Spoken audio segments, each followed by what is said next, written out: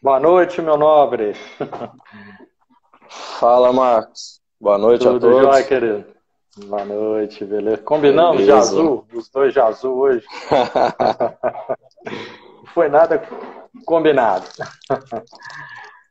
Oi, gente, boa noite a todos. O professor Felipe Margot acabou de chegar com a gente aí, tá fazendo os ajustes dele ali. Enfim, com muito prazer aí, uma grande honra ter o professor Felipe Margot com a gente aí hoje. Filipão aí, um parceirão nosso aí da AMIB. Ô, professor, o Bruno Farias está aí com a gente aí participando da live. Legal, Brunão.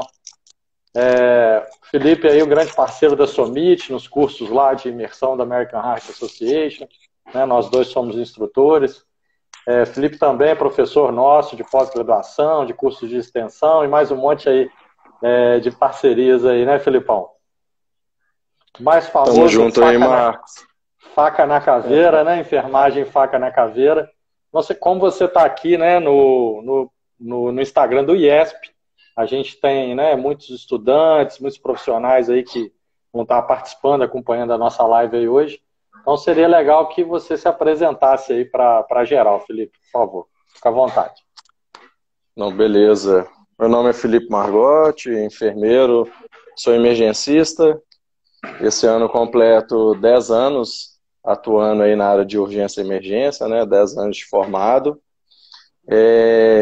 Atualmente eu trabalho aqui no SAMU de Belo Horizonte e também trabalho no Hospital das Clínicas, no pronto-socorro do Hospital das Clínicas aqui da UFMG. Tá? Além disso, sou do departamento da Abramed, aqui de Minas Gerais, da Somit, nos cursos aí, sou instrutor dos cursos da Somit, né, o ACLS, PAUS, ECTE, dentre outros. Também um dos professores aí da pós-graduação do IESP, de Urgência e Emergência. Show de bola. Felipe, então, nossa proposta hoje era justamente, né, tentar ajudar um pouquinho aí a galera de estudantes e profissionais aí a desmistificar um pouco as questões da ressuscitação cardiopulmonar. Tem muita dúvida, né? Muito material, muita fake news, muito fato, né? Notícias verdadeiras aí, até nossa querida Thaís Gomes lá também da Somit, né? Fez uma publicação muito legal da Somit, que a Thaís gente está brilhou. estudando ela, né? Brilhou, brilhou. E a Estava gente em vai estar contato com a referenciando. Thaís agora há pouco aqui, a gente Né? conversando um pouquinho, né? Sobre os Ah, treinamentos que legal. a gente tem realizado lá no Hospital das Clínicas. A gente estava alinhando alguns pontos aqui dos treinamentos. Ah, bacana. Inclusive, assim, a Somit não parou, né? Não parou. Continuamos tendo aí os nossos cursos, a CLS, muita gente nova aí chegando aí, recém-contratado e sem capacitação adequada, né? E o pessoal super temeroso aí mediante a maior urgência médica, que é a parada cardíaca. Então, tendo em vista, né, isso mesmo que a Somit se preparou, né? Já fez o alinhamento com todos os instrutores aí, os cursos estão continuando, lógico, com algumas restrições, algumas cautelas, né, Felipão? Mas está indo bem, graças a Deus. Isso, e com algumas orientações, né, dentro do treinamento, das Específicas, né? instruções voltadas aí para o atendimento ao paciente com Covid-19. Isso aí, bacana. E aí, mediante isso tudo que a gente está vivendo aí, né, nesse nosso Brasilzão, acho que era mais do que oportuno esse momento aí da gente conversar um pouquinho sobre a ciência da ressuscitação, né, orientando aí de cara, assim, né, para todo mundo, se você quer se especializar na ciência da ressuscitação, se você quer buscar ter uma expertise, uma formação verdadeira, procure os cursos oficiais da American Heart Association. Né? São cursos que realmente trabalham a alta performance do aluno através da simulação realística, né?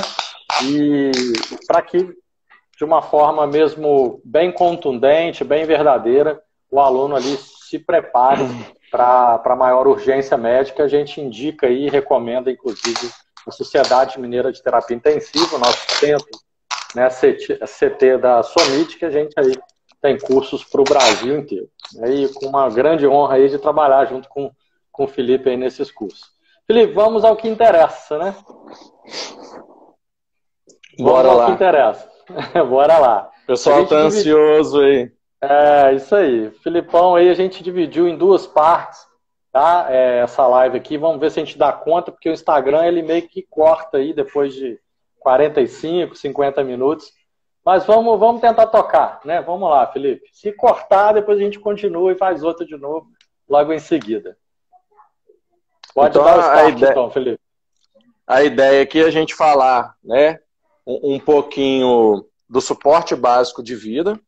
Então, o Marcos vai falar um pouquinho para a gente tanto da abordagem do leigo, então quais as recomendações, as preocupações, orientações da American Heart para esse público, né? E também a gente vai falar um pouquinho do suporte básico de vida, o atendimento, né, voltado aí para os profissionais da saúde. E depois a gente já vai emendar aí e falar de suporte avançado de vida, o que tem de recomendação, orientações, o que mudou, o que não mudou. E a ideia é a gente conversar um pouquinho aí. E vai mandando as perguntas aí pra gente. Isso.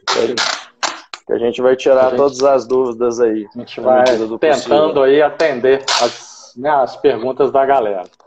Então, Felipe, começando então, né, a questão do leigo, do profissional, quando está mediante uma parada cardíaca, né, a recomendação assim, primária da American Heart é o seguinte: em tempos de Covid, né, de pacientes suspeitos ou pacientes, né, já confirmados, é o que está rodando aí, então a gente já acaba suspeitando, né, de um grande número aí de pessoas, né, inclusive no pré-hospitalar, a gente vê que tem gente, né, morrendo, o SAMU está fazendo aí muita remoção, né, Felipe? Muita gente em casa, adoecendo e estado mais crítico, não é isso? Tendo muitos casos aí, né, de síndrome respiratória aguda grave, muitos transportes desses pacientes aí suspeitos, né, e muitos confirmados aí com o coronavírus. A orientação, assim, básica, né, para quem não é profissional de saúde, se porventura, né, você deparar com uma vítima ali, uma pessoa inconsciente e, né, não responde, primeiramente, lógico, chamar ajuda, né, seguir ali a diretriz, né, de sempre chamar ajuda primeiro, pedir para trazer um DEA, né, o desfibrilador externo automático, é imprescindível, né, lembrando que aí quase 80% dos indivíduos adultos, quando tem uma PCR, são por ritmos chocáveis, e o que vai estar dando oportunidade para esse indivíduo voltar à circulação espontânea é aplicar aí a desfibrilação no indivíduo. Então, por conta dessa porcentagem altíssima, é imprescindível que quando pedir ajuda, tem que pedir para trazer o DEA. Ah, Marcos, mas poxa, o SAMU sabe, o bombeiro sabe, mas é preciso, né, para que, não é, Felipe? Para que o socorrista, quem está fazendo o atendimento, saiba ali que se trata de uma emergência clínica, né, e que a grande maioria realmente precisa mesmo do desfibrilador externo automático. E a recomendação assim, mais básica possível para o indivíduo leigo é se proteger e evitar respirar muito próximo ali da vítima. Então, se possível, colocar um pano mesmo no rosto, protegendo a face e boca do indivíduo que está inconsciente ali, improvável parada, e também não deixar de usar a máscara. E fazer compressões contínuas até aí o socorro especializado chegar. O indivíduo leigo, né, não faz ventilações, né, não tem que se preocupar com boca a boca, muito menos nessa situação, né, Felipe? Nesse contexto. E compressões. Nesse contexto, né, principalmente, não se faz ventilações, é só compressão. Poxa, Marcos, mas eu vou fazer só compressão? E a ventilação, como é que é isso? A gente já tem estudos, né, bem comprovados, bem consistentes, né? Em 2015 a gente teve o último guideline, em 2018 vieram estudos legais, 2017 também, que veio falando sobre essa questão de você fazer só compressões, né? Teve os serviços de pré-hospitalar que trabalham com esquema de prioridades, ele conseguiu comprovar que o indivíduo com compressões contínuas, né, e o indivíduo com compressões alternando com ventilações, o desfecho neurológico e o retorno da circulação espontânea não teve diferença. Mas aí é para o profissional treinado, né, que vai estar aplicando ali oxigênio em alto fluxo e ao mesmo tempo que ele está comprimindo, o paciente está recebendo uma ventilação passiva, tá? E aí já pegando o gancho da Covid, né, Felipe? Não tem que ofertar oxigênio para o cara no pré-hospitalar ali, querer macrovaporizar o cara, dar oxigênio. Não vai nessa, porque você vai provocar aerosolização, que depois o Felipe vai falar mais a miúde lá para o intra-hospitalar, para a parte de ventilação mecânica. A gente tem que diminuir o máximo a possibilidade desse indivíduo exalar. Tá? Então, daí a importância de se proteger, né, tanto a pessoa que está prestando socorro, quanto o paciente, a vítima ali que está inconsciente. Na hora que você faz compressões cardíacas, você acaba, né, provocando uma pressão negativa intratorácica. Quando você libera o tórax, quando você comprime o tórax, vai sair ar. Se esse indivíduo estiver ali realmente com o SARS-CoV-2, né, com um novo coronavírus, ele vai poder estar infectando ali a pessoa que está prestando socorro, bem como todos que estão à sua volta ali. Então, por isso, essa preocupação demasiada, né, Felipe, com essas questões de aerosolização. O profissional de saúde, quando vai atender no suporte básico de vida, né, acho que dá uma ênfase maior para todo mundo aí. Todo mundo se preocupa muito com o suporte avançado de vida, realmente ele é mais pesado de conteúdo para estudar, o expertise na prática, ele é mais pesado, mas de nada adianta um suporte básico, o suporte avançado maravilhoso, se o básico não for bem feito. O básico, e isso ele é comprovado, né, Marcos? Comprovado. Isso é comprovado. É o que eu sempre falo, principalmente, né, intra-hospitalar, a gente se preocupa muito em fazer o avançado, mas a gente ainda nem deu conta do básico. Então, sempre, não, vamos começar aqui, vamos ver se a reanimação está efetiva, vamos começar do básico. Estou fazendo meu básico bem feito, aí sim eu começo a pensar em esporte avançado. E os estudos comprovam, né, Felipe, que quanto mais tempo eu demorar, ou se eu não fizer uma RCP de alta qualidade, a cada minuto que passa ali são 10 minutos a menos de sobrevida do indivíduo. Maiores as lesões, né? Lembrando que o BLS trabalha muito com músculo cardíaco e cérebro. Né? O tempo todo a gente está correndo contra o relógio, porque a gente sabe que tempo é músculo cardíaco e cérebro. Então aí foi bacana aí a sua intervenção, né, a sua ajuda nesse sentido aí, porque realmente, gente, BLS é o mais avançado. Né? Ele tem que ser bem feito, tem que ser muito bem conduzido para que aquele indivíduo tenha chance. Não adianta nada você ter uma ambulância de suporte avançado super equipada, com o melhor ventilador tipo portátil, com equipe fera, se o primeiro atendimento não foi bem feito. A mesma coisa no intra-hospitalar, igual o Felipe falou. Né? No intra-hospitalar a gente perde muito o paciente no meio termo, que é o cara que nem está na emergência nem na UTI, o cara que está na clínica médica ali no geral. É o cara que deteriora, para e ninguém faz nada. E como o professor Felipe falou, o pessoal procura o avançado. Já preocupa em preparar material de intubação, né, Felipe? O pessoal já prepara material de intubação e o paciente não está sendo comprimido. Né? O pessoal está preocupado com as medidas avançadas e as medidas básicas, que são as primordiais, não foram feitas. Então, o profissional de saúde aí, né, puxando aí para a pergunta que o Felipe fez, ele tem que se preocupar prioritariamente com a paramentação dele. Tá? E a paramentação dele tem que ser adequada, que vai estar promovendo aí a máxima proteção, né, para aerossol.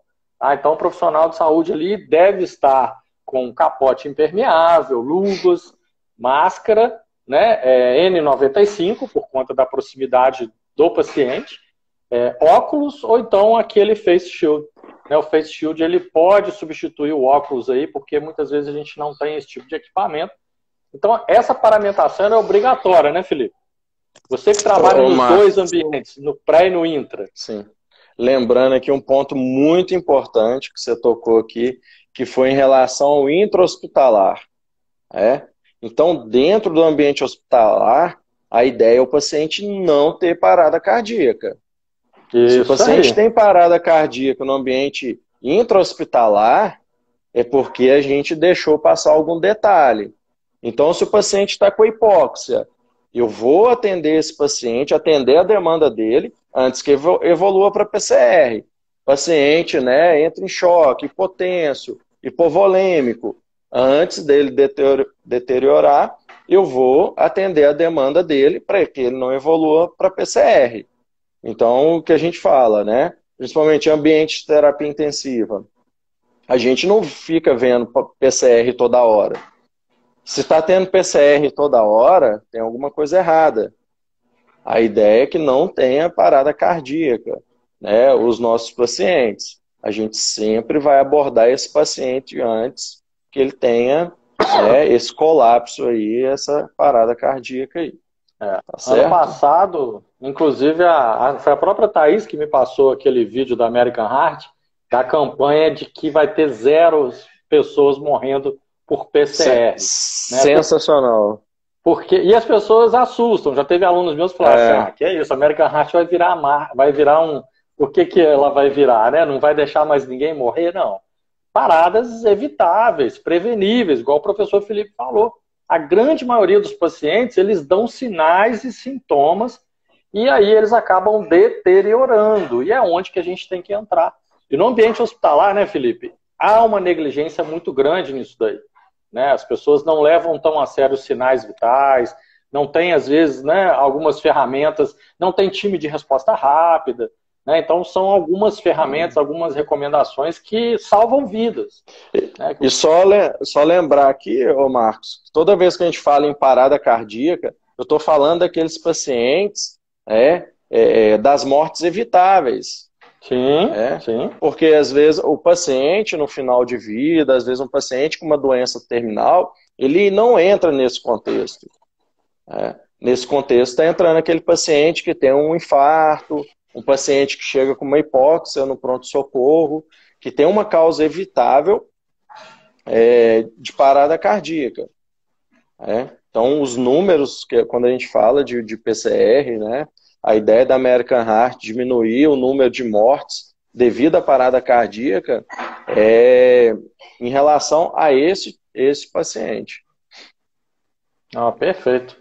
E assim, Felipe, aproveitando, né, o gancho aí que a gente está falando de paramentação, né, lembrar que o líder da parada cardíaca, geralmente, né, é médico ou enfermeiro, é quem está na cabeceira ali, ele tem uma responsabilidade muito grande de só deixar participar da RCP quem esteja devidamente paramentado. Inclusive, né, nas publicações que têm sido feitas, nas recomendações, a gente retoma aquela velha história, né? Equipe pronta, equipe paramentada, que já é costume do pré-hospitalar, né? Para que segurança da cena. Segurança da cena. Então, isso veio à tona de novo para que todos tenham essa pegada, porque não pode deixar o profissional desprevenido. Né? Alguns anos atrás, eu tive H1N1 quando ela estava chegando, e foi numa UTI justamente por isso. A gente recebeu uma criança muito grave, um bebê que veio do norte de Minas, veio por transporte aéreo, porque não tinha vaga em UTI em Minas, e a gente tinha aqui. E aí acabou que no meu próximo plantão eu já estava sabendo que o pessoal já estava me aguardando, eu já tive que entrar com Tamiflu, eu e minha equipe toda. E a gente estava com máscara simples, e assim, ninguém adoeceu, mas acabou que a gente ficou suspeita, depois até positivou, então essa falta de cuidado, né, do pessoal intra-hospitalar acaba sendo muito grande. Em tempos de Covid, a gente tem que redobrar isso daí. Pensando nisso, Felipe, tem várias recomendações aí, inclusive vou pegar o gancho da Thaís, né, que a recomendação dela foi bem assertiva. Tem as questões do uso do compressor automático, né, que tem vários nomes comerciais aí, o compressor automático, o pessoal sempre fala que agora não tem mais que fazer compressão, tem a máquina que faz por você e tal. Nesse contexto de Covid, ele até é recomendado, né, para que a gente tenha o mínimo possível de recursos humanos empenhados ali na RCP. Então, a recomendação, né, que a Sociedade Brasileira de Cardiologia, SOMIT, American Heart, né, a AMIB, a Abramed, é que a gente tenha um pouco de um pouco mais, né, de bom senso, de não dispor recursos humanos em demasia, porque quanto mais pessoas em contato com o paciente COVID, maior é a chance aí de contaminação. Então, se você, né, no pré-hospitalar, tem a disponibilidade ali de estar utilizando o compressor automático, se utilize. Vocês têm, Felipe? Não, Não não tem não, né? temos. Mas é possível atender uma RCP, né? A gente trabalha, por exemplo, na unidade de suporte avançado aqui. São 3 componentes: o condutor, socorrista, o médico e o enfermeiro. E a gente consegue organizar muito bem o atendimento da reanimação cardiopulmonar, né, com 3 componentes. E aí, nesse contexto do COVID, com essas considerações, por exemplo, se eu tenho compressor automático, ótimo, posso utilizar. Se eu tenho o ventilador mecânico, então eu posso deixar a ventilação, né, desse paciente durante a PCR por conta do ventilador mecânico. Então eu estou reduzindo minha equipe, né, e evitando a exposição de mais profissionais aí a uma possível infecção aí pelo coronavírus. Acho que assim, eu estou doido para a gente entrar logo no suporte avançado de vida. Né? Eu vou dar só uma finalizada com 2 pontos que eu acho que são importantes, Felipe. O primeiro, né, a avaliação do ritmo e a desfibrilação são prioritárias. Tá? Então, lembrar que se eu estou em suporte básico de vida, se eu estou atendendo um indivíduo adulto, esse ritmo dele precisa ser avaliado. E o que vai avaliar, no caso do pré-hospitalar, é o desfibrilador externo automático, né, o famoso DEA. Isso salva vidas, gente, salva vidas. Como também a gente perde vidas. Tá? O DEA, ele foi feito para qualquer um utilizar. E às vezes o próprio profissional de saúde tem dificuldade em utilizar o DEA. Né? No ambiente intra-hospitalar, então, é uma vergonha, né? A Wilcor, junto com a American Heart, ainda colocam que no ambiente hospitalar, o indivíduo demorar mais de 3 minutos para ser desfibrilado, se ele tinha um ritmo chocável, isso é uma vergonha, uma tragédia, porque você está no ambiente hospitalar, você tem recursos e pessoal para aquilo e você não faz. Né? E acaba Lembrando que os números, né, a gente vê. Lembrando que o quanto antes a gente realizar a desfibrilação, seja com o DEA ou com o desfibrilador manual, maior a chance de sobrevivência desse paciente, melhor o desfecho. Se eu tenho um paciente ali que tem uma PCR assistida e eu realizo a desfibrilação ali com o desfibrilador manual no primeiro minuto, 90% de chance desse paciente sair, né, de sobrevivência desse paciente. Então, quanto antes mais rápido, realizar... melhor. Inclusive hoje, né, Felipe, a gente tem muita legislação aí municipal que colocam obrigatoriedade, algumas cidades colocam uma publicação circulante com uma população circulante de 1.000 pessoas, população de 1.500, Rio, São Paulo tem uma diferença muito grande, né, Belo Horizonte, mas enfim, a necessidade do DEA estar disponível é justamente por isso, para que ele esteja ali, né, se o cara está fibrilando, pô, desfibrila ele rapidão, e aí o prognóstico dele vai ser bem mais, né, favorável. E para finalizar essa parte de suporte básico, para a gente avançar, lembrando que quando trata-se de Covid-19, tá, a grande maioria, tá, a causa, às vezes, secundária, assim, prioritária, que a gente deve investigar é a hipóxia, né, pensando ali nessa relação de ventilação-perfusão pulmonar bem alterada por conta do Covid, dentre outros diagnósticos diferenciais, que aí a gente já entra no ACLS, a TEP também deve ser investigada por conta de alguns estudos que têm comprovado que os pacientes com Covid têm uma predisposição muito grande para ter TEP. Né? Mas a hipóxia ali já é um dos diagnósticos diferenciais que a gente deve estar atuando sobre ele o mais precoce possível. Ontem, no sábado e no domingo, eu vi algumas reportagens que tem demonstrando, né, que está sendo demonstrado por estudiosos dos Estados Unidos, do Brasil também, que muitos pacientes eles já vêm dessaturando sem apresentar insuficiência respiratória, sem apresentar uma ventilação, né, irregular. E são dessaturações mais suaves, mas o organismo já está em sofrimento, aquele indivíduo já está hipoxêmico, né, está evoluindo. E quando ele acaba evoluindo uma clínica pior, aí já era, o cara já tem que ser entubado, aí já deteriorou mais. Então, existe um alerta aí já para os profissionais médicos e enfermeiros aí, para se atentarem o mais rápido possível na suspeita da Covid, para que monitore esse indivíduo o mais rápido possível. Porque aí, se ele estiver realmente dessaturando e tal, já pode ser que esse cara está encaminhando. Então, antes que ele entre aí, né, em hipóxia severa, né, Felipe? O ideal é já a vigilância, a prevenção. Que entra na cadeia de sobrevivência, né? Verdade. Enfim, e tudo é muito novo, né, Marcos? Isso. Às vezes o que a gente discutir hoje aqui, talvez semana que vem já mudou alguns pontos. No site mesmo da American Heart tem um artigo bem bacana que fala sobre o coronavírus, né, o Covid-19, a doença em si. Fala do acometimento pulmonar, eu até publiquei algumas coisas no meu Instagram. E fala também das lesões cardíacas, né, alterações cardíacas relacionadas ao coronavírus. É o que tem notado, né, nos pacientes aí com Covid-19. Tá certo? Ô Felipe, entrando um pouquinho mais na sua prática, tá? Vamos imaginar que você está fazendo o suporte básico de um paciente na emergência de um hospital.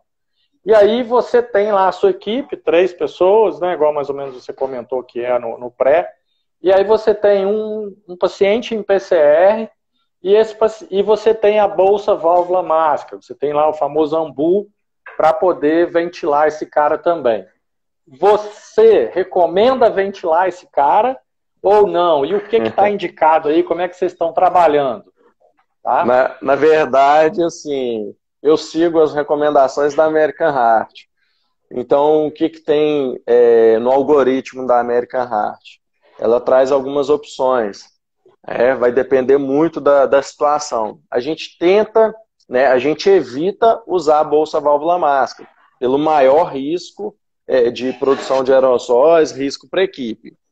Se, por acaso, eu for utilizar a bolsa válvula máscara, que eu use essa bolsa válvula máscara com filtro de barreira, tá? Que seja o filtro EPA, que é um filtro de barreira, ou filtro HMEF, que tem a função de barreira, troca de calor e umidade, ok?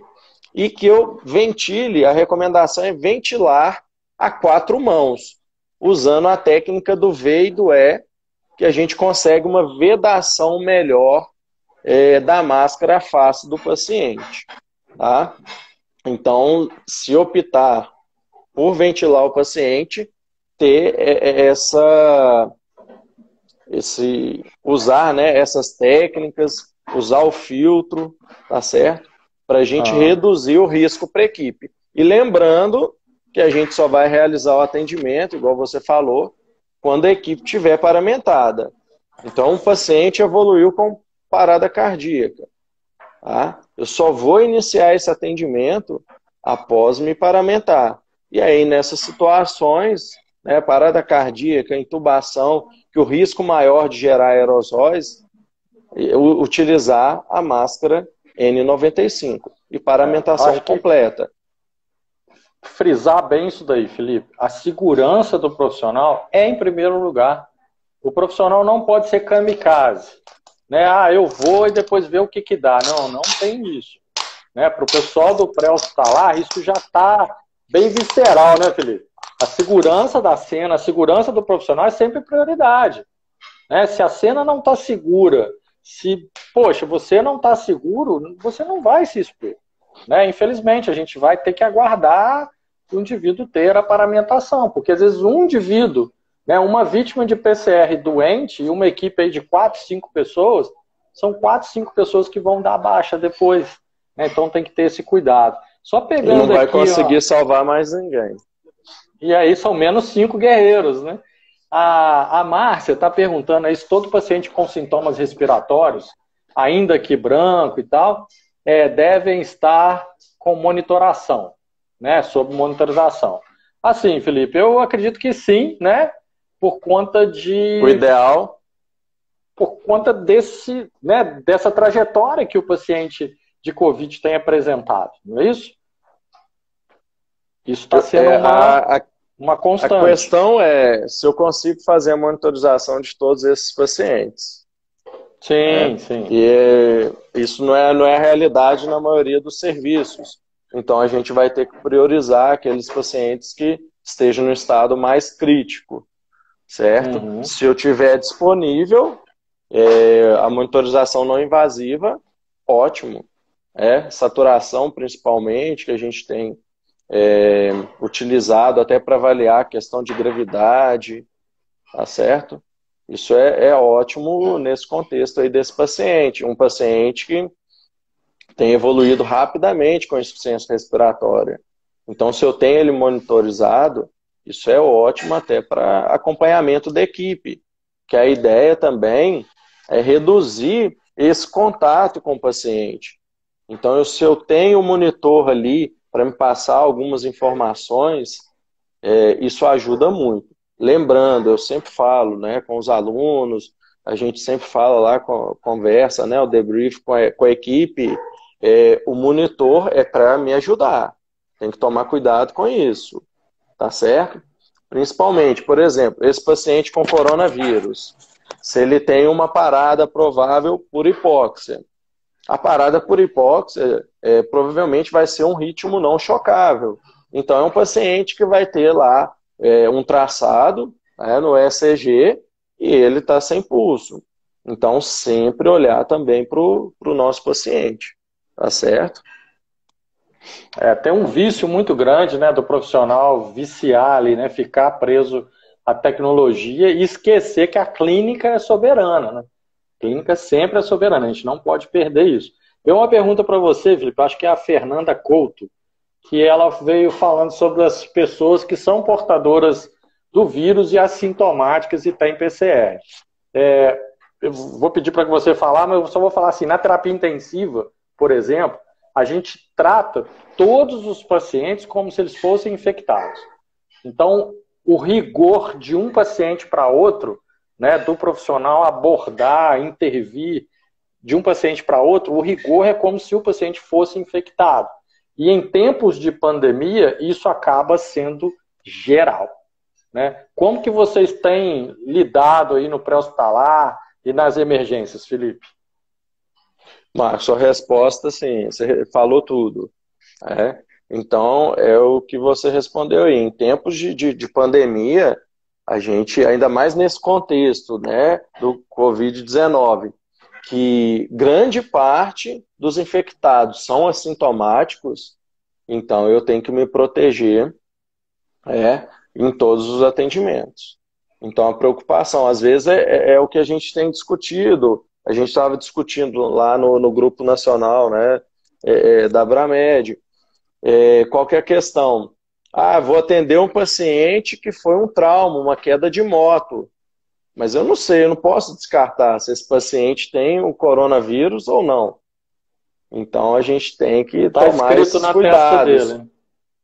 Principalmente naqueles procedimentos de maior risco. A intubação, a reanimação, tá certo? E, por exemplo, lá no hospital onde eu trabalho, a gente não está realizando nebulização nos pacientes, tá?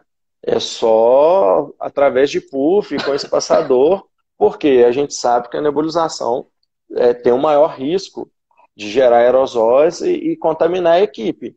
Então, mesmo nos casos não suspeitos, a gente não realiza. Tá? A equipe está muito ciente disso, então a gente evita realizar alguns tipos de procedimentos e o cuidado tem que ser para todo o atendimento aí, seja no pré-hospitalar, seja no trauma. Não entra. Felipe, eu acho que assim, aproveitando nessa questão da bolsa, válvula, máscara aí e tal, teve uma pergunta aí que na ausência de filtro, né, colocar em risco os profissionais, né, que estão ali, a pessoa ali, MG 2020, eu não sei o nome, ela gostaria de saber, né, se é contraindicado, se arrisca, né? O que a gente falou um pouquinho lá atrás era o seguinte, fazer essa ventilação passiva, ou seja, não insuflar o indivíduo, né, colocar lá e fazer só compressões, porque cada vez que você insuflar, você vai promover ainda mais a aerosolização. Então tem aquela forma que você coloca, né? Que é uma das opções que a American Heart traz no algoritmo. Colocou. No algoritmo da American Heart, ela traz essas duas possibilidades. Tanto de forma passiva, né, a oxigenação ali, e a ventilação vai ocorrer de forma passiva durante as compressões, ou a ventilação com a bolsa válvula máscara, lembrando da utilização do filtro, e também o ideal é ventilar a 4 mãos, tá certo? Que aí é o V e o E, né, naquele esquema também. Na técnica do V e do E. Mandar um abraço aí pro Albert, lá de Sete Lagoas. A Bia Paiva está te perguntando aí, Felipe, no caso da PCR no contexto atual, vocês vão se paramentar no local ou vocês já saem da base paramentados para o atendimento no pré? Então, a gente já deixa o kit de EPI na unidade, tá certo? E a própria regulação, ela já tem tentado cercar esses casos, ok? Se é suspeito ou caso confirmado de coronavírus, até para passar, né, esse alerta aí para as equipes, que aí a equipe já vai paramentada. E a gente já está em todos os atendimentos, né, que é o ideal, utilizando máscara, o face shield, tá certo? Todo o equipamento aí de proteção individual. Mas a central tem dado esse apoio aí, avaliando o contexto do paciente para dar um alerta aí para as equipes, ok? Beleza, tá pintando um monte de perguntas, Felipe, mas vou mandar um pouquinho, daqui a pouco eu volto na pergunta do pessoal aí. A gente estava programando aí para você falar um pouquinho da garantia da via aérea definitiva, né, da intubação, se ela é uma prioridade no caso do paciente Covid-19. Como que vocês estão trabalhando? Sim, no atendimento à PCR, certo? Isso. Então, no atendimento à parada cardiorrespiratória, a via aérea avançada se tornou uma prioridade. Então, nos cursos de ACLS, que a gente pode ou não intubar, isso vai depender da expertise de quem está no atendimento. Antigamente tinha essa opção e se optasse por intubar com a reanimação, né, com as compressões ali acontecendo, tá certo? Hoje, no contexto de corona, chegou o paciente no pronto-socorro, cheguei para atender o paciente no pré-hospitalar. O Marcos falou, monitorização. Eu quero saber qual ritmo que esse paciente está. Isso é importante no paciente adulto, eu saber o ritmo de parada dele, para ver qual algoritmo do atendimento a PCR eu vou seguir. Lembrando que se for um ritmo chocável, maior a chance desse paciente. E quanto antes eu realizar a desfibrilação, melhor o desfecho.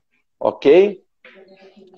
Ou numa clínica, na clínica médica, enquanto está trazendo o carrinho de emergência, né? Lembrando, a equipe só vai atender se estiver paramentada. Pode ter alguém realizando as compressões e já estamos preparando o material para intubação. Certo?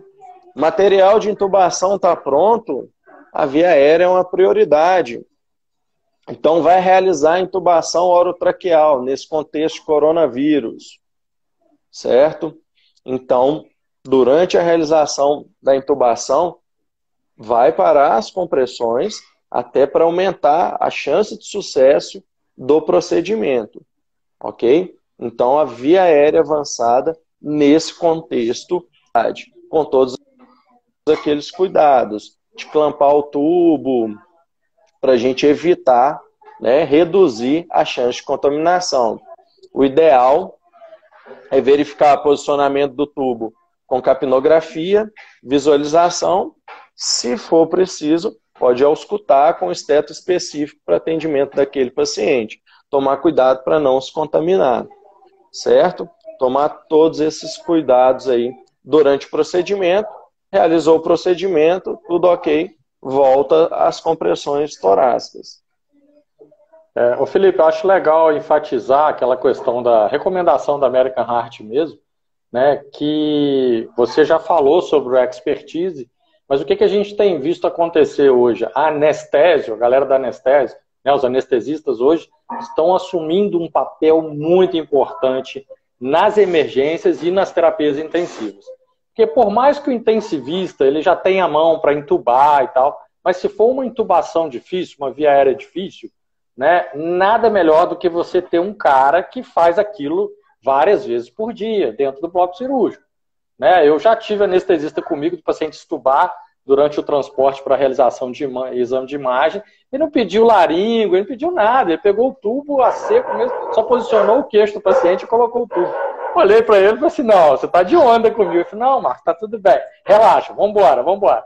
Aí, assim, a gente toma susto, mas porque realmente aquilo faz parte do dia a dia dele, né? Eles têm horas de voo. E quando a gente fala no paciente COVID, né, que a American Heart deixou muito bem recomendado lá, e as associações nacionais todas também, que não é para ficar tentando. O ideal é que se obtenha êxito na primeira tentativa. Porque novas tentativas, maior é a chance aí de aerosolização e de, poxa, causar danos na glote, vai dar edema de glote, vai piorar ainda mais a situação, né, Felipe? Então acho que era a gente comentar sobre tem isso uma daí. Opção, né? Nesse contexto, a gente, né, tem uma via aérea alternativa. Então, sempre que eu estou trabalhando com via aérea, a gente já tem os planos. Se falhar a intubação traqueal, dispositivo supraglótico. Supraglótico, isso aí. Que durante a reanimação é considerado uma via aérea avançada, apesar de não ser uma via aérea definitiva. E os dispositivos supraglóticos, máscara laríngea, tubo laríngeo, máscara laríngea e gel, que é a mais moderna aí que a gente tem no mercado, tanto o médico quanto o enfermeiro pode realizar o procedimento. O que a gente fala é de ter treinamento para, no momento, né, de uma emergência, saber utilizar o dispositivo. Tá certo? Isso aí. É muito simples, é às cegas, mas tem que conhecer o dispositivo para utilizar no momento ali da emergência. O Felipe, tem um pessoal que já são umas 3 pessoas aqui que comentaram que estão um pouco de dúvida aí da técnica do CE e da técnica do VE. Você poderia colocar de novo aí para a galera? A gente não tem imagem para mostrar, mas dá depois a gente pode até colocar uma imagem no Instagram para o pessoal visualizar. Bacana. Mas, a grosso modo, para todo mundo entender, eu vou usar o calcanhar, né, da mão aqui para a gente segurar a máscara, apoiar essa máscara e vedar no rosto do paciente. Tá? Então, faria o V aqui com o polegar e o indicador e o E segurando a mandíbula do paciente, tá? Então, o calcanhar da mão que vai pressionar a máscara contra a face. E essa técnica não é de agora, não é de coronavírus, essa técnica já existe e é ótima tanto para paciente difícil de ventilar e ela é muito mais confortável. Se eu estou ventilando a 4 mãos, eu consigo ficar muito mais tempo vedando a máscara no rosto do paciente. Ela é mais efetiva e mais confortável para a gente ventilar esse paciente. Então, e às vezes você vê durante uma parada, né, tem um sofrendo ali na via aérea, segurando com uma mão e ventilando, e um dando opinião, e quanto poderia estar, né? Assim, o pessoal que trabalhou e trabalha comigo sempre fala, Marcos, você é meio doido. Quando eu vi algum médico curioso passando assim durante a PCR, e aí eu falei, e aí, não, vem cá, doutor, vem cá pra mim, vem cá. Já botava o cara, pelo menos para segurar a máscara, gente. Aquilo ali te dá uma efetividade muito grande, né, Felipe? É muito mais efetivo para ventilar menos desgastante e a gente consegue ali, e o tal do entubar acaba não sendo prioridade máxima, né, naquele momento, sem falar de Covid, né? Mas pensando em outros cenários aí, né, a gente tem que usar os recursos humanos de uma maneira inteligente ali, né, que vai ser bom para todo mundo. Eu sempre alerto as equipes, principalmente intra-hospitalar, que eu tenho uma equipe provavelmente maior do que o pré. Às vezes, está um sozinho na ventilação. Então, ventila a 4 mãos, que é muito mais efetivo. Até com os meninos aqui da Unidade de Esporte Avançado. Aqui em BH, na medida do possível, são 2 técnicos e um condutor na USB. Então, isso é muito, muito bom para os atendimentos. E o normal é 1 em 1, né? Normal é só 2. Na verdade, é anormal, né? Mas é o que a 2048 pede. Se a gente pensar em trauma aí, técnica de mobilização, com 2 pessoas já não rola. Mas, infelizmente, é o que temos, né, na maior parte do país. Mas eu sempre falo com os meninos, ventilar é uma das coisas mais difíceis que tem para fazer durante uma emergência. Às vezes, né, o médico intuba muito bem, o enfermeiro passa um dispositivo supraglótico, mas na hora da ventilação, às vezes tem uma certa dificuldade. Então eu sempre falo com os meninos, na medida do possível, ventilem a 4 mãos, tá certo? Use a cânula de Guedel, ok? Isso vai facilitar muito, sempre ajuda muito, a ventilação desse paciente. Isso, o importante é o treinamento mesmo, né? Que os profissionais treinem e não na hora que é o treinamento, né? Na hora, quando tudo acontece, você está ganhando horas de voo, você está ganhando experiência, mas não é o momento de aprender, né? Você está ganhando horas de voo. E, Felipe, aí tem uma galera falando mais sobre máscara laríngea, perguntando algumas coisas aí do tubo laríngeo, né? Só lembrando, né, que os 2 dispositivos supraglóticos, enfermeiro capacitado e fisioterapeuta capacitado também, eles têm, né, autorização de utilizar. E o tubo, a minha experiência com o tubo laríngeo sempre foi melhor, ele veda muito bem, é uma intubação às cegas, né, acaba sendo mais efetivo. A máscara laríngea, ela já requer aquela técnica, né, de você ajeitar ali e tal, então assim, ela acaba sendo, né, inapropriada pelo mau uso, né? Mas tem uma colega perguntando se a máscara laríngea ela produz mais aerosolização. Eu acho que o tubo laríngeo veda mais, né? O risco vai ser maior do que o tubo que vai estar dentro da traqueia com balonete insuflado. Sim. Máscara laríngea, por experiência, às vezes se tem muita secreção em via aérea, às vezes vaza um pouquinho sim. Na Itália eles fizeram até um estudo e comentaram sobre a utilização do dispositivo supraglótico, tá? Acho que específico era a máscara laríngea. Máscara laríngea, eu vi esse estudo lá. Mostrou que tinha vazamento, às vezes paciente em ventilação mecânica, tinha um vazamento sim durante a ventilação, tá certo? Mas é melhor do que ventilar esse paciente com o ambu, tá certo? O risco é menor. E a gente tem que pensar, primeira coisa, a gente está paramentado com proteção para aerossóis, ok? E outra coisa, se eu tenho meu paciente com insuficiência respiratória, provavelmente nesse contexto de Covid-19, vai parar por hipóxia. O tratamento da PCR por hipóxia é oxigênio e ventilação. Tá? Então, isso é muito importante para o atendimento, com segurança. Felipe, vamos entrar um pouquinho no algoritmo do ACLS no geral, né, quando eu falo Covid, fora as coisas que já foram comentadas. O que tem mais de mudança, né, de dicas aí para você dar para a galera? Perfeito. Então é o seguinte, as mudanças são relacionadas à segurança da equipe, principalmente.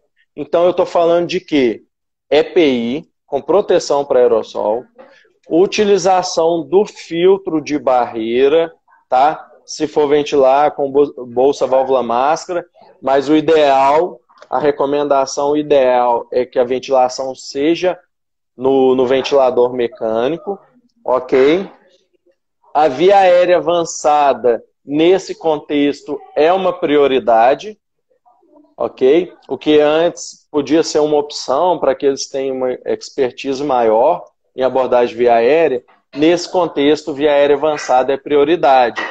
Tanto é que durante o procedimento de abordagem da via aérea, da intubação, para as compressões, para ter um sucesso maior durante o procedimento. Tem uma via aérea alternativa, o supraglótico, ok? Em relação à ventilação através do ventilador mecânico, a gente tem alguns parâmetros, já até comentar aqui que geralmente é uma das principais dúvidas das pessoas. Então, se eu tenho um ventilador mecânico, eu posso colocar esse paciente para ventilar através dele. Quais seriam os parâmetros recomendados? Ok? Só para você falar aí e a galera acompanhar. Vamos lá, gente. Teve até um pessoal que entrou agora aí.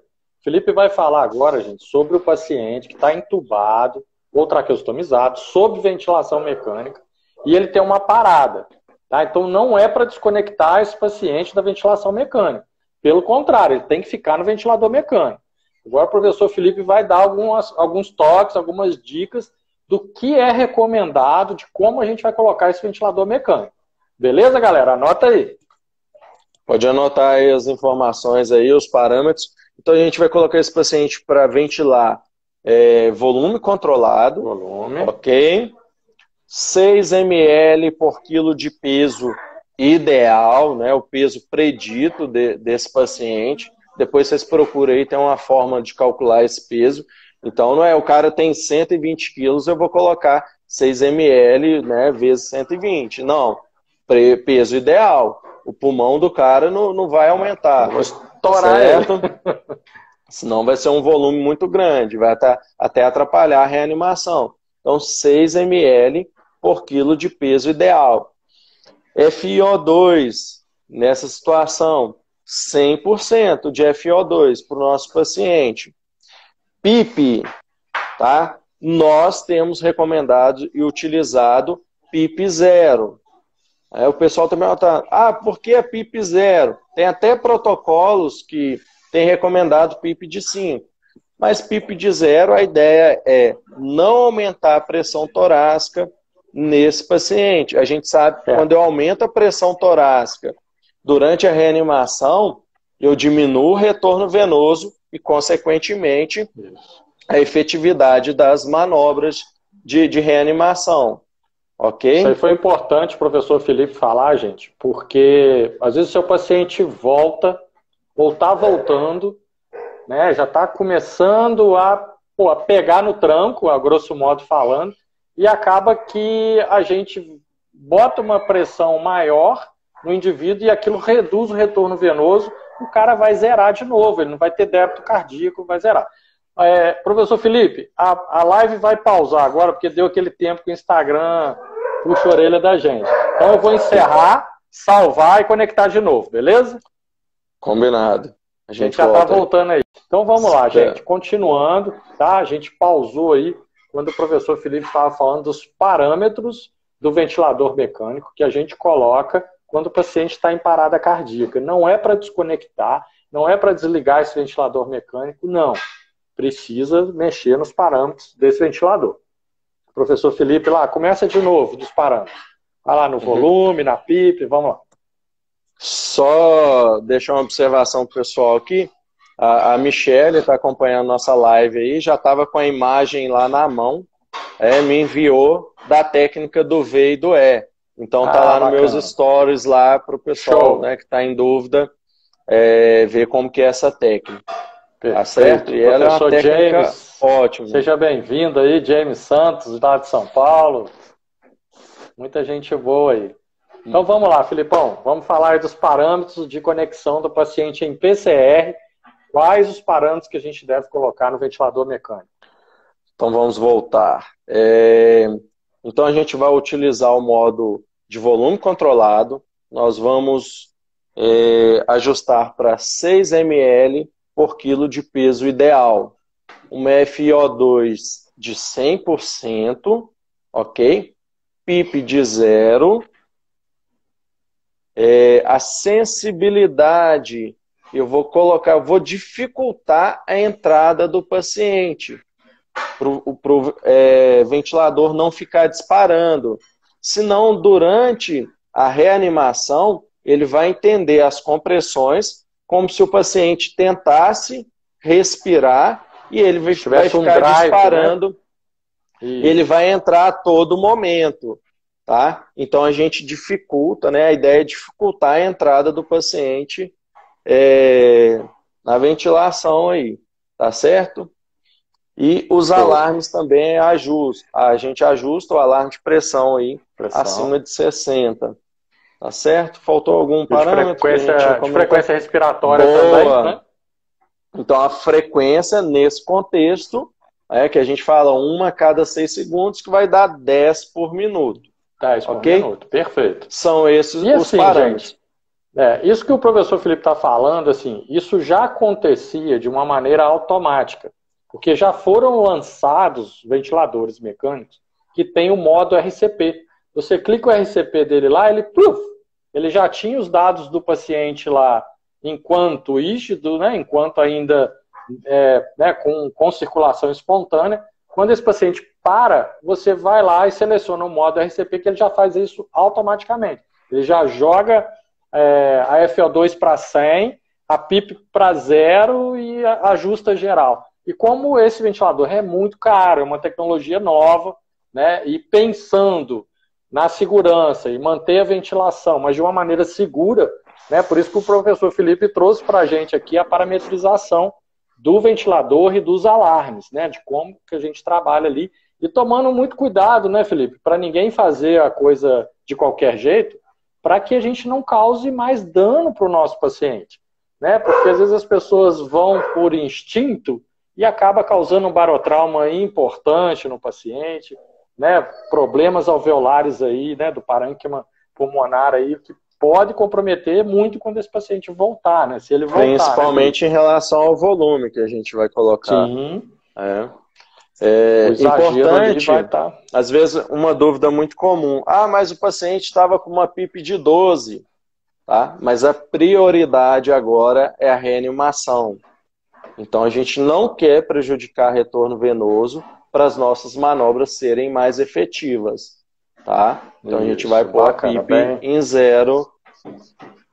Bem lembrado, uma outra dúvida. Pensar. Isso, vai lá. Pode falar. Eu só ia falar da maior urgência médica. Não é só lembrar o pessoal, PCR é a maior urgência médica. Então, no grau de prioridade, é PCR, vamos atender a PCR no que é recomendado. Se o cara voltar, beleza, aí vamos, né?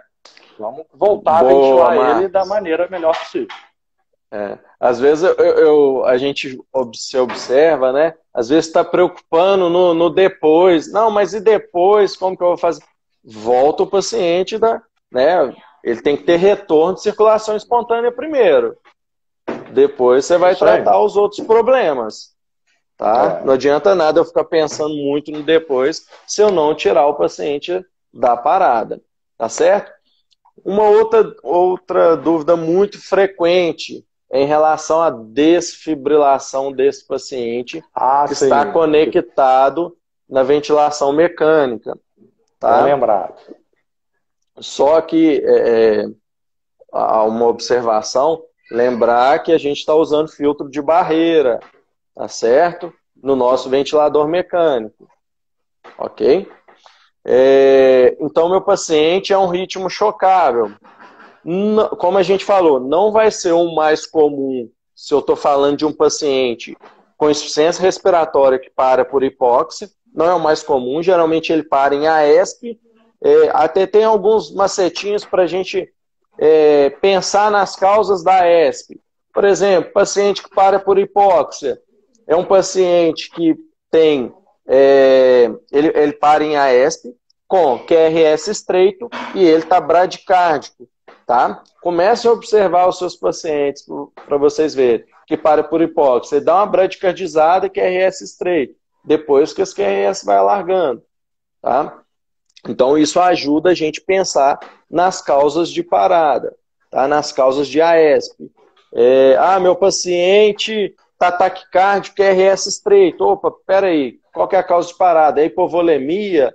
O coração dele está tentando compensar? Isso ajuda a gente a pensar nessas causas, tá certo?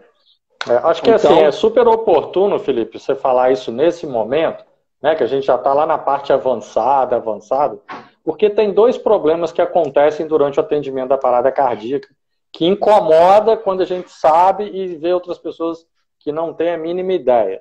Né? Primeiro, o cara está parado, você tem que estar pensando o mais precocemente no motivo, porque são as causas reversíveis, igual você muito bem colocou. Você não fica ali só fazendo compressão, ventilação, esperando dar 2 minutos para ver o ritmo, não. Vamos colocar a cabeça para funcionar. Se você já tinha o paciente na sua mão, né, Felipe?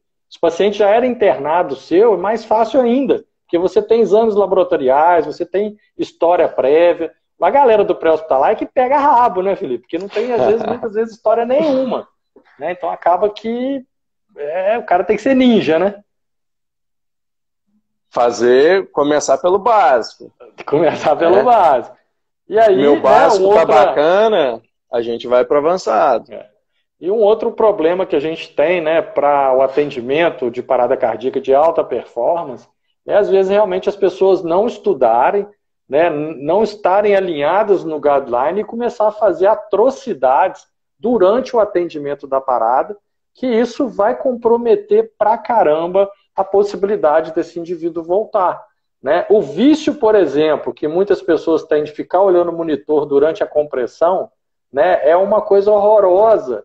Né? Por diversas vezes eu já tive briga com colegas, né, de outra coisa, por conta do cara mandar parar a RCP porque ele acha que o indivíduo voltou, porque ele viu uma ondazinha ali no monitor.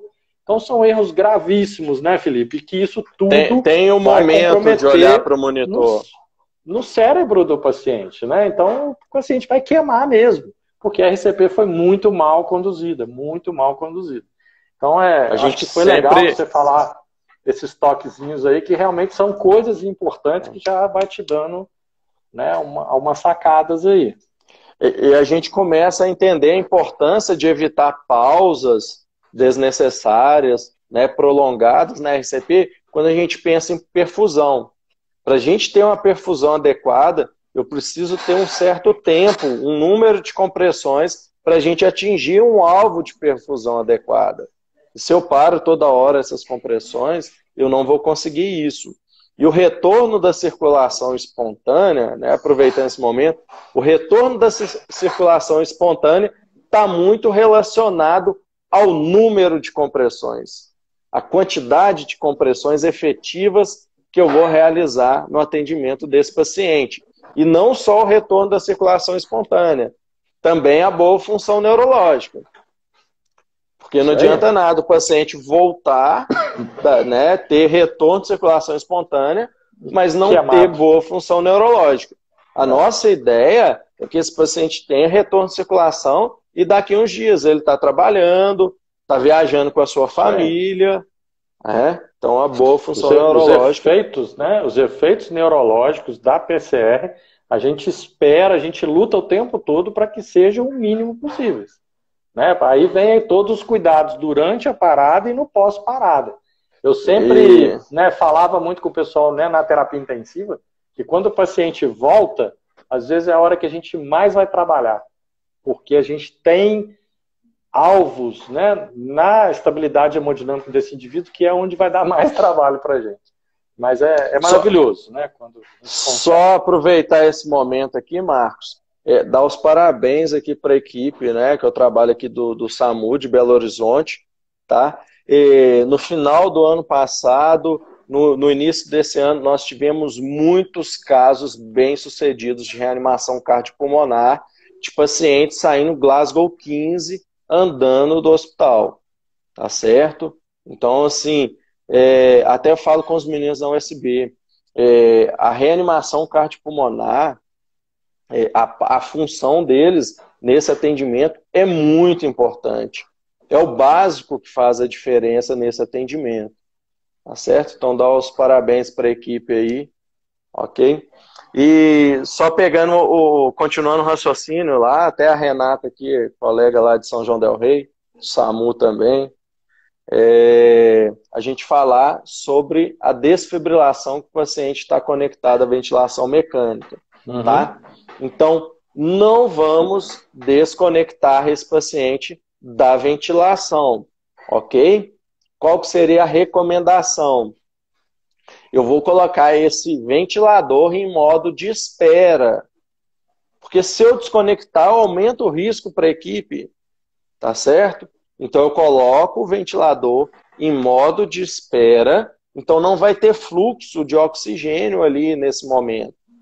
Coloquei em modo de espera, aplico terapia elétrica. E quando eu estou falando terapia elétrica, a desfibrilação, apliquei desfibrilação, a gente sabe que volta as compressões torácicas e aí eu posso voltar à ventilação, tá? No meu ventilador mecânico. Então, não desconecta, tá certo? Para a gente reduzir o risco para a equipe, ok? Show, muito bem lembrado, Felipe.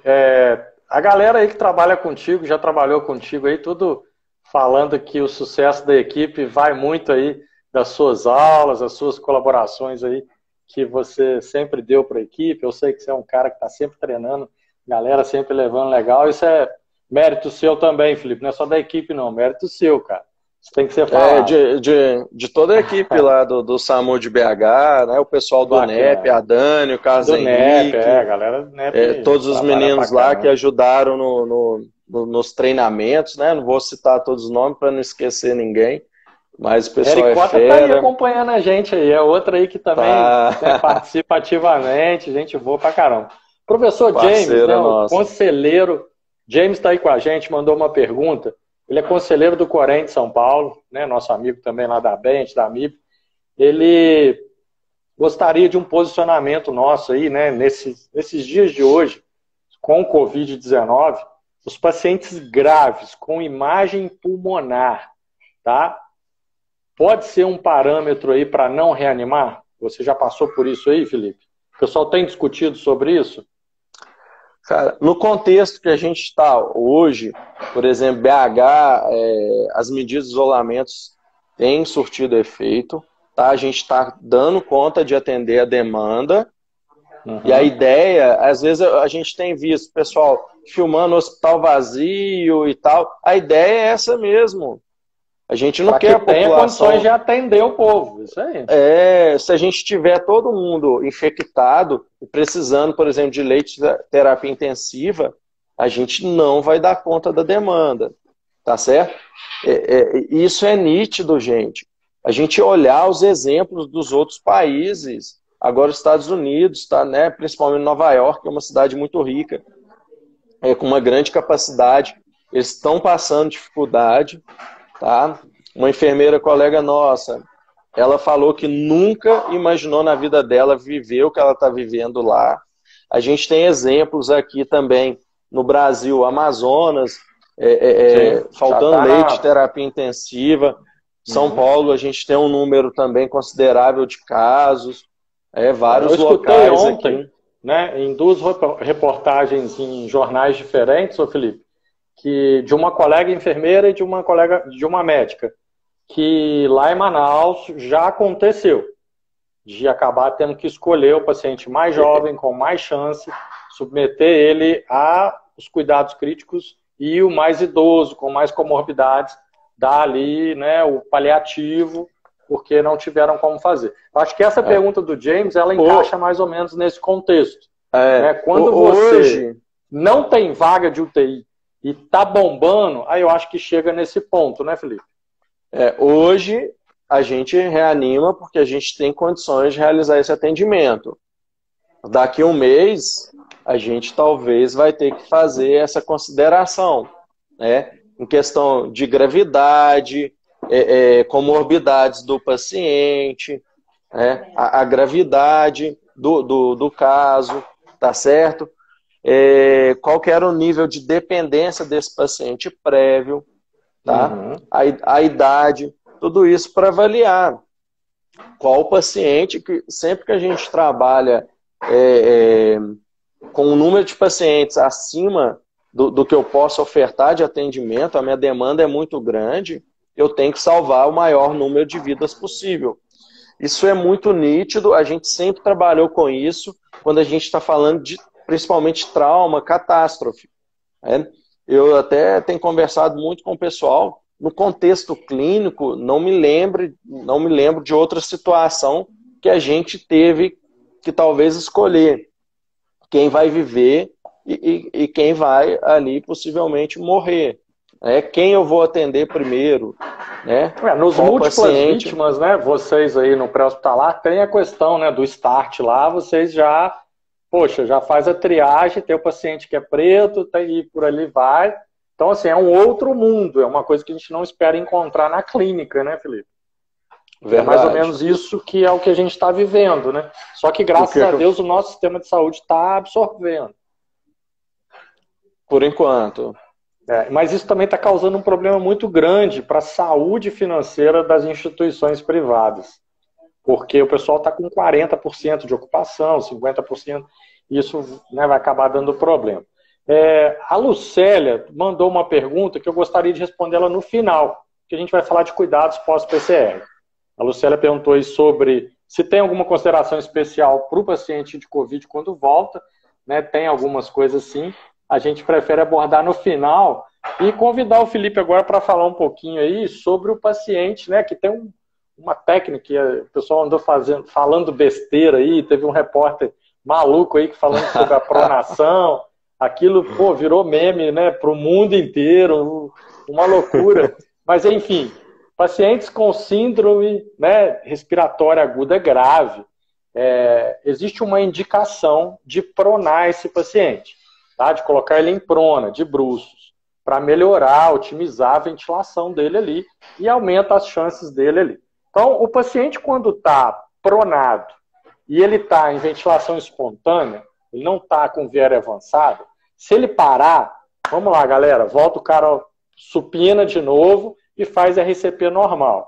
Agora, eu gostaria que o Felipe entrasse no contexto do cara mais grave, que está sob ventilação mecânica, com viéria avançada, direitinho ali, definitiva, e esse cara para em prona. Qual é a recomendação, Felipão?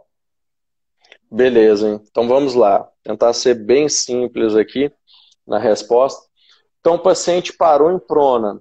Às vezes eu vou ter um membro da equipe ali paramentou, né? Está paramentado, pronto para atender esse paciente.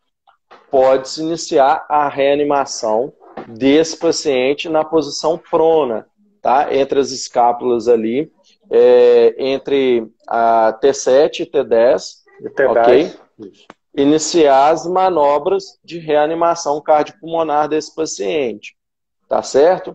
A gente vai avaliar o ritmo também desse paciente. Esse é um paciente que provavelmente eu já tenho o meu ritmo no monitor, que é um paciente grave, crítico, de terapia intensiva, então eu já sei qual é o ritmo, tá certo? Até para avaliar se vou chocar ou não esse paciente, ok?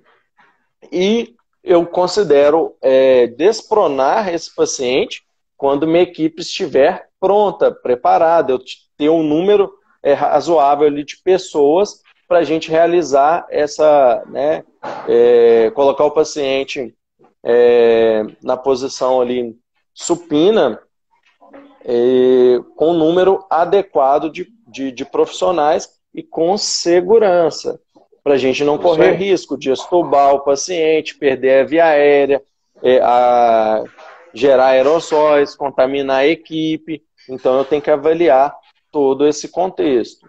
Tá certo? Acho que vale você comentar também, Felipe. O paciente para em prona, está com viéria avançado, está fazendo RCP, e ele está em ritmo chocável.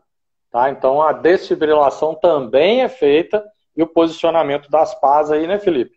Na posição anteroposterior, para poder fazer a função ao contrário de quando ele está com supina. Tá? Então tem que desfibrilar esse indivíduo sim. Tá?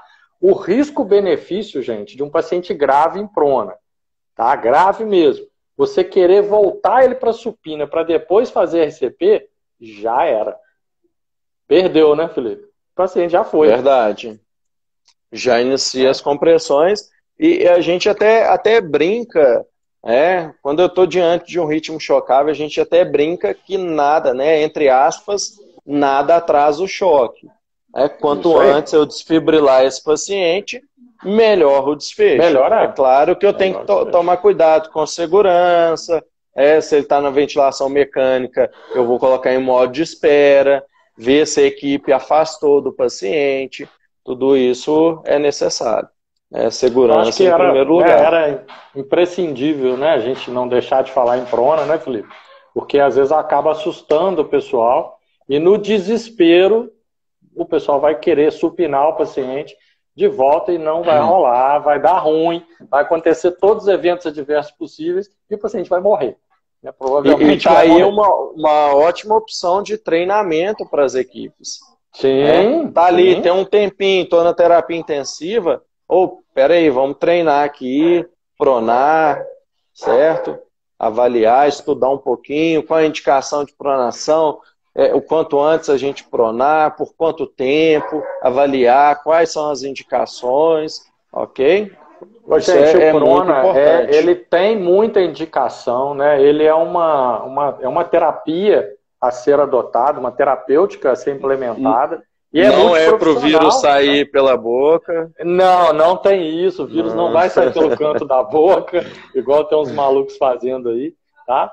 Mas, enfim, vale, né, só ressaltar também da importância do enfermeiro estar junto nesse procedimento, ter certeza que a sua equipe já treinou isso, detém a técnica, o físio está com você, o médico está com você, se possível, galera da nutrição já deu ok, já suspendeu essa dieta. Então, é multidisciplinar, tá? Não é para fazer prona aí de qualquer jeito que você vai provocar, às vezes, muito mais mal para o paciente do que bem. Felipe, vamos entrar nos cuidados pós-parada, então. Tá? O nosso paciente de Covid voltou, tá? Não estava em prona nem nada, não. Vamos mais simples um pouquinho. Sou João, de 55 anos, teve uma PCR, Covid aí confirmado e tal, chegou no seu hospital aí com sintoma respiratório grave, ele não tem comorbidade nenhuma, tá? Tem 55 anos. Teve uma PCR na sua UTI, Felipe, e voltou, tá? Voltou. É aquele negócio que eu falei agora, que agora é hora de trabalhar, né? Então, quais são as preocupações, né? As intervenções aí que a equipe precisa ter no momento que o paciente volta? Eu só vou começar com o seguinte. A primeira pergunta, o paciente tem alguma resposta? Está consciente ou esse paciente está em coma? Tá? Se ele estiver sob narcose, aí não dá para avaliar esse neurológico, para que a gente possa pensar em algumas outras coisas. Tá bom? Então, essa avaliação neurológica, da resposta neurológica desse paciente, às vezes ele tem um drive respiratório, já se entende aí que esse paciente é responsivo, né? Ele tem o retorno da circulação espontânea ali como responsivo.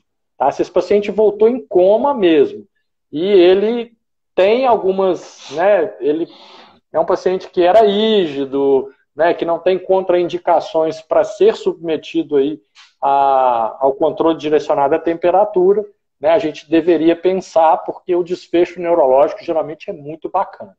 Tá? Então é uma das coisas que eu gostaria de colocar sobre essa parte neurológica. O paciente voltou em coma, né, e não tem contraindicações lá, como doença terminal, né? Covid não é doença terminal, gente, é uma doença aguda. Tá? Ela pode se tornar terminal dependendo da gravidade que evoluir ali. Tá? Então, esse paciente ele pode ser, sim, submetido ali ao controle direcionado à temperatura, que tem todas as suas particularidades, que eu acho que não cabe aqui hoje a gente colocar. Aí eu gostaria que o Felipe desse sequência nisso, do seu João ali que voltou, e o que a gente tem que preocupar e trabalhar mais com esse paciente. Pensa no Covid, tá, Felipe? Não esquece que ele é Covid, não. Vamos lá. Cuidado com beleza. Na verdade, o contexto em geral. Meu paciente voltou, teve retorno de circulação espontânea. Eu até gosto, às vezes, de ensinar de algumas formas o pessoal gravar, principalmente aqueles que não trabalham muito com paciente crítico, emergência, terapia intensiva. Ou às vezes eu falo os 4 Ps. Então, ele tem pulso, né? Retorno de circulação espontânea, tem pulso. Quem tem pulso tem pensamento, então vou avaliar o nível de consciência desse paciente, se ele responde ou não. Tem pensamento, tem pulmão, então meu paciente respira. Ah, ele não respira. Opa, uma ventilação a cada 6 segundos, tá? Se tiver na ventilação mecânica, ótimo, ok? Vou auscultar o pulmão desse paciente, até para avaliar se ele está crepitando ou se a ausculta está limpa, porque num contexto de o paciente estar chocado, eu vou infundir fluidos ou não, eu vou para droga vasoativa. Lembrando que no contexto de COVID, a gente é mais ainda restritivo em relação a volume, tá certo? Então tem que ser bem criterioso, tá? Então quem tem pulso, tem pensamento, tem pulmão e tem pressão. Pressão. Ok? Então, vou avaliar a pressão desse paciente. A pressão agora está 60/30. Opa! Então, eu tenho que abordar meu paciente. Posso dar volume para ele? Ah, beleza. Dou 500, reavalio, ausculto novamente, se eu posso dar mais volume ou não, ou eu quero usar uma droga vasoativa, eu não quero mais dar volume para esse paciente, não é indicado. Por exemplo, uma droga que a gente usa muito, noradrenalina. Melhorar a pressão desse paciente, tá certo? Então, isso é o inicial do atendimento pós-parada. Lembrando que o pós-parada é o último elo da cadeia. E a gente tem que trabalhar muito com ele para a gente melhorar o desfecho, né, a sobrevida e a boa função neurológica do paciente. Então, isso é muito importante. Lembrando que faz o paciente parar novamente, ter uma nova PCR nesse pós-parada. Principalmente hipóxia e hipotensão. Então, eu vou atender a demanda desse paciente. Tá certo? Tem um outro mnemônico, quem gosta muito de utilizar é nossa amiga e querida Érica, né? Que é o graças a Deus. Graças a então, Deus. O que seria o graças a Deus? Seria o sinal da cruz, tá certo? Então, pensamento, pulmão, pressão, acesso para droga ou volume, tá certo? Então, o meu paciente voltou. Quando o paciente volta, o que a Érica fala? Graças a Deus. Né? Pensamento, pulmão, pressão, um acesso venoso para droga ou fluido. Tá? Lembrando, gente, tem discutido muito. Posso iniciar a droga vasoativa em acesso periférico? Pode. Isso a gente já faz há muito tempo. Pode. O que não pode é meu paciente ficar hipotenso. Isso não pode. Tá? Estou usando a amina, está aumentando a vazão, né? Está em alta vazão. Aí depois pensar, não, acesso central, beleza. Tá? Mas inicialmente posso sim utilizar. E aí vai se pensar nesse pós-parada. Em exames, o que não pode faltar? Eletro não pode faltar, tá? Então, avaliar qual que é a causa de parada desse paciente. Principalmente no contexto pré-hospitalar, muito desses pacientes têm uma causa cardiovascular. Por isso que para muito em ritmo chocável. No pré-hospitalar, os ritmos são em torno de 80% ritmos chocáveis.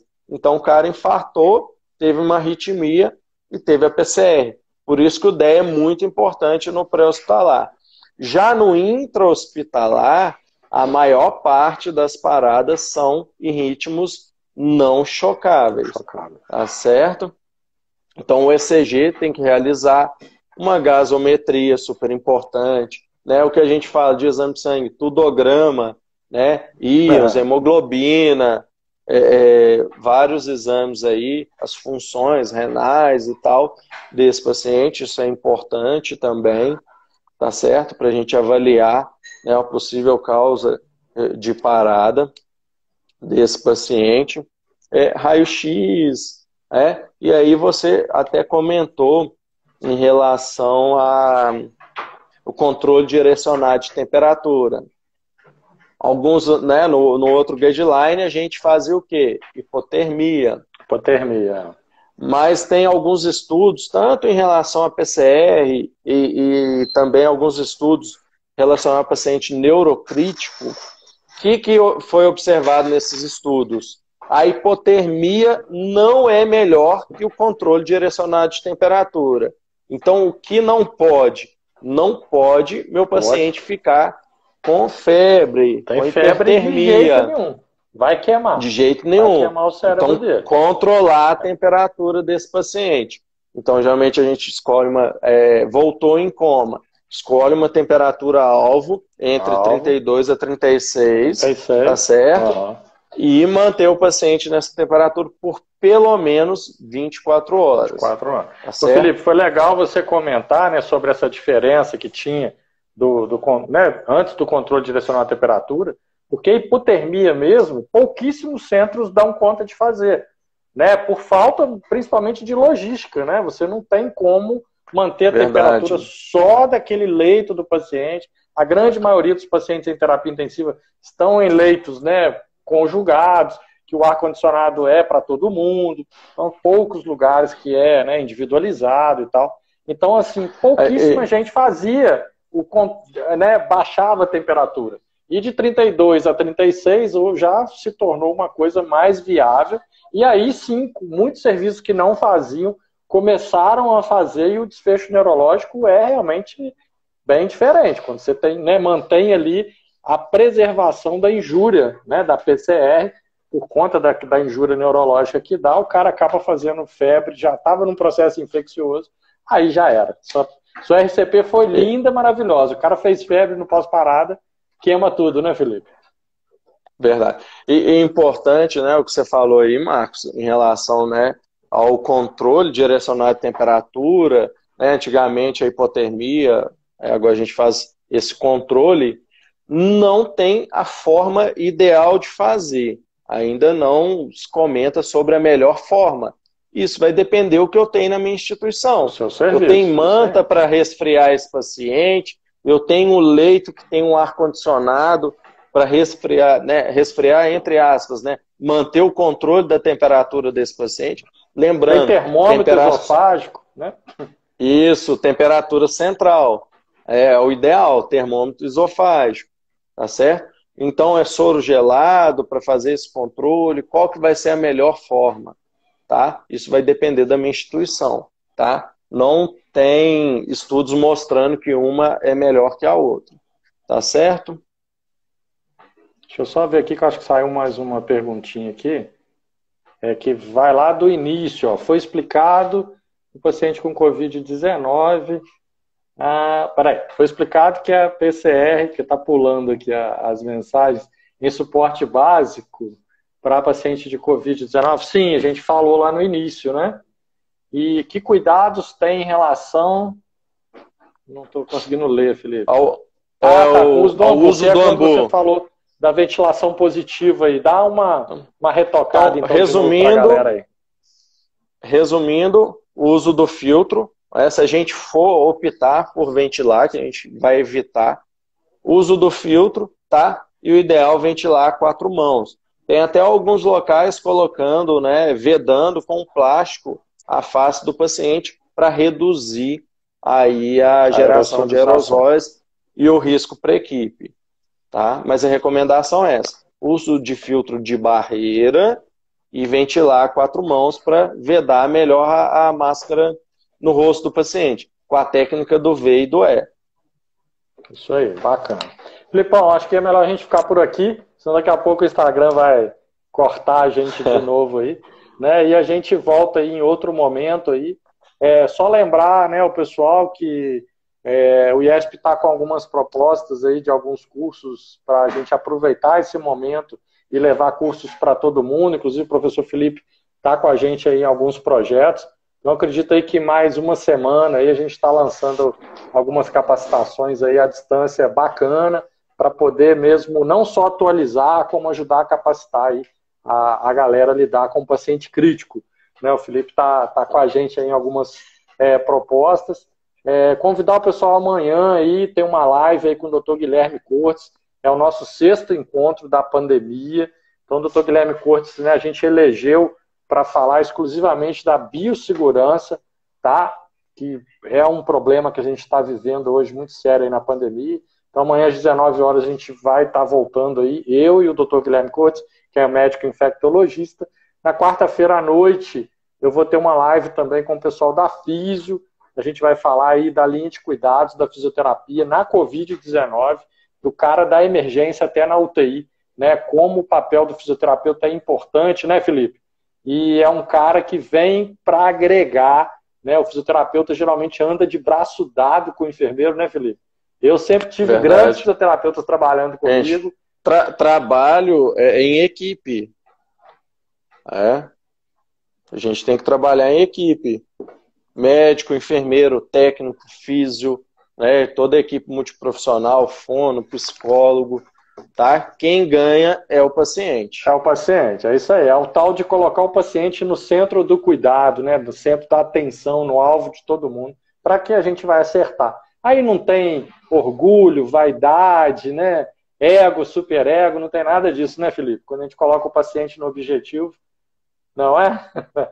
Ô, gente, verdade. Super agradeço, né? Primeiro agradeço aí o Filipão, vou deixar o Felipe nosso colega Gilberto está aqui também, Marcos. Ah, bacana, bacana. Galera do SAMU aqui em peso.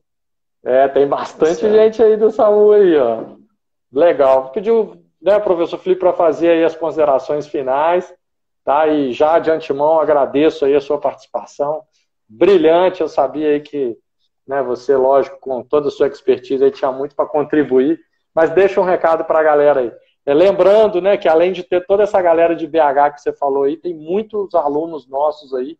Tem uma galera aí de São Paulo, do Rio também, tá? Estudantes e profissionais aí da enfermagem, medicina e físio. Tá todo mundo junto e misturado aí. Então manda um recado para a galera aí, Filipão.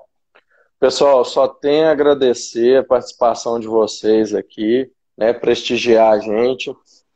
Isso é muito importante. E a ideia é a gente passar, né, um pouquinho do que a gente vai ali, estuda, atualizações para vocês, tá certo? O conhecimento é para ser compartilhado, tá certo? Amanhã eu posso precisar que um de vocês me atenda alguém da minha família. Eu estou aqui em Belo Horizonte, minha família está em São João del Rei, então o conhecimento tem que chegar lá também, tá?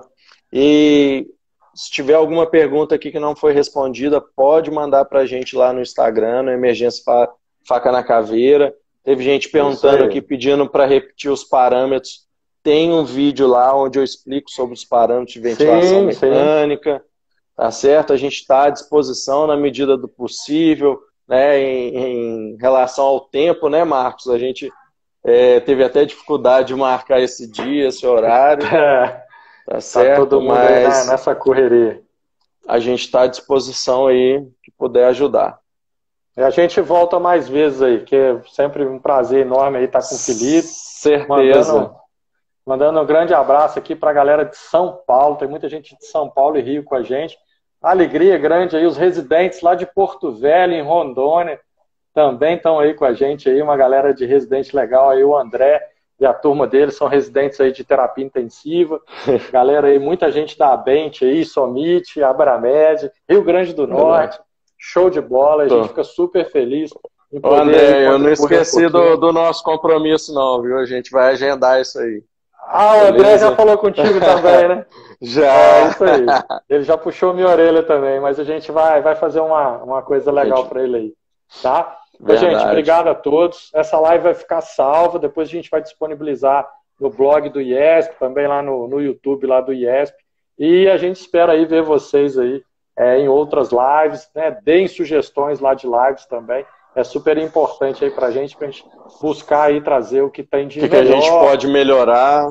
Mais atual. Sim, críticas são sempre super bem-vindas, né? Eu gostaria de ter feito essa live no YouTube, mas não foi possível hoje, né, Felipe? De repente a gente volta numa outra live lá em Cuidados Críticos, né? Eu tenho umas propostas outras para te fazer aí. De repente a próxima a gente faz no YouTube, porque a gente tem mais liberdade de tempo, mais participação da galera. Acho que vai ser legal. Show de bola? Beleza. Obrigado a todos, em nome do IESP, em nome da Somit aí. Um abraço a todo mundo aí. Fiquem com Deus, se cuidem, se protejam. Não esqueçam que vocês, profissionais de saúde, são mais importantes que tudo. Tá? Então, se protejam. Ô, Marcos, só lembrando aqui que hoje é o dia, né, do enfermeiro da emergência, então parabéns. Eu nem sabia, aí a cara, todos. eu descobri no final do dia. Eu também descobri, parece que o pessoal estava comentando lá que é uma data, né, comemorada nos Estados Unidos, e o pessoal trouxe para cá essa data, então isso é muito importante, né, então até mandei pro pessoal lá, né, então parabéns a todos os enfermeiros, são faca na caveira, né, que faca todos os dias ali lutam contra a morte, né, que a ideia de ser faca na caveira é vencer a morte todos os dias. Tá certo? É isso aí. Muito bem falado. Um último abraço aí para a galera de Caxias, do Maranhão, Santa Cruz de Minas e por aí vai. Minha cidade, Santa Cruz de Minas. Ah, bacana. Você tem que me levar lá. Menor cidade do Brasil. Já está convidado. Passando o coronavírus, a gente vai para lá. Tamo junto. Vamos fazer um churrasco lá. Obrigado, gente. Abraço a todos.